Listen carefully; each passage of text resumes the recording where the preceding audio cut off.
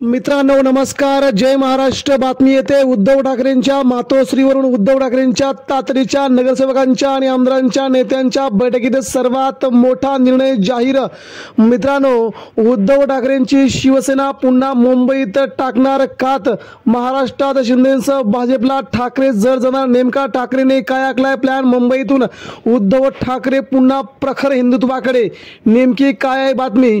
उद्धव ठाकरे मुंबईतून सोबळाचा नारा। मित्रांनो, आज मुंबईत उद्धव ठाकरेंच्या शिवसेनेची महत्त्वाची बैठक पार पडली।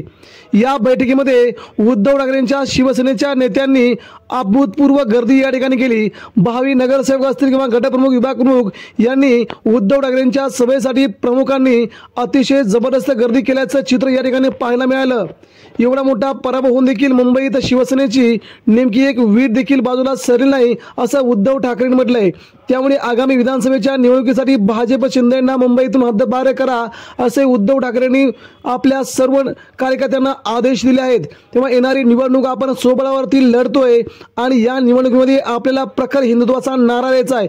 घराघरापर्यंत पोहोचा, वार्डा वार्डात पोहोचा आणि आपला प्रखर हिंदुत्वाचा नारा लोकांच्या मध्ये रेटून न्या असे उद्धव ठाकरेंनी आदेश दिले आहेत। त्यामुळे ठाकरेंच्या या महत्त्वाच्या बैठकीकडे संपूर्ण राज्याचं लक्ष लागलं होतं, परंतु ही बैठक अतिशय विक्रमी गर्दीची झाली। याच कारणास्तव सध्या शिंदे आणि भाजप यांनाही मोठा धक्का बसला आहे। ठाकरेंच्या मुंबईत 10 जागा येऊन देखील सध्या ठाकरेंची ही गर्दी अतिशय मन दुखवणारी आहे अशी वक्तव्य सध्या केली जात आहेत।